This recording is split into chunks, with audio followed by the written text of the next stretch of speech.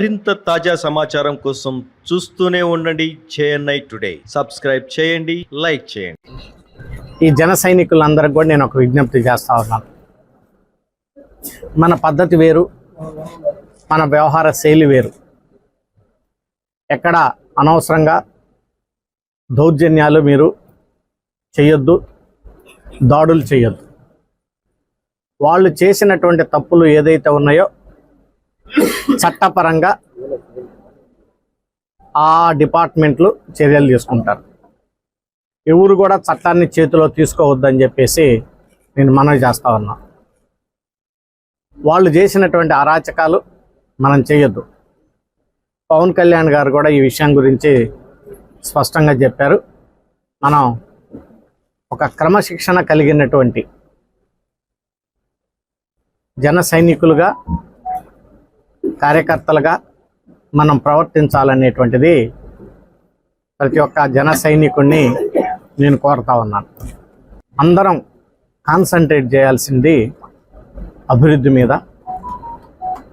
అదే రకంగా ప్రజలకు ఉన్నటువంటి సమస్యలు, ప్రధానమైనటువంటి సమస్యల మీద మనం అర్థం చేసుకొని ఆ సమస్యలను పరిష్కరించడానికి గెలిచిన అభ్యర్థులందరం కూడా కృషి చేయాలి. పవర్ ఫైనాన్స్ కార్పొరేషన్ ద్వారా లోన్ తీసుకొచ్చి పోర్టుని డెవలప్ చేస్తూ ఉన్నాం. ఒక 1.5 yearsలో నాకు తెలిసి ఆ పోర్టును కంప్లీట్ చేసి దాన్ని ఇక్కడ ప్రజలకు అంకితం చేస్తాం, జాతికి అంకితం చేస్తాం.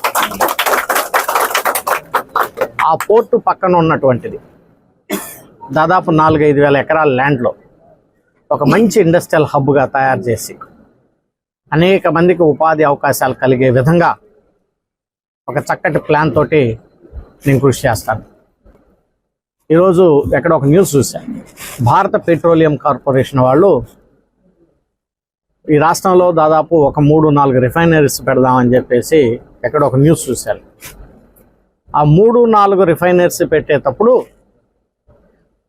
వైనాట్ మచిలీపట్నం అనేది కూడా నేను ఆలోచిస్తాను. ఒకటి ఎందుకు కాకూడదు అనేది.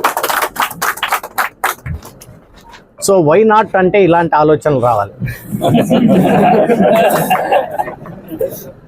సో